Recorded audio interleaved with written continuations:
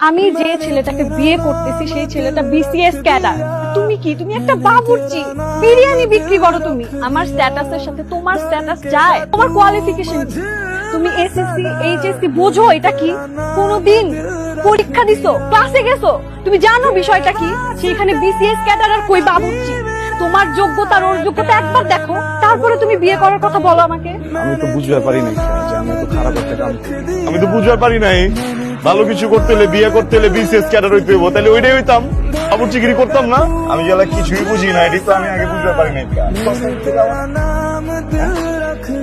কস্তাঙ্কির লেগে আছে আমার যোগ্যতা নাই, কবি না আমারে, তুই তো বুঝাইবার পারতি।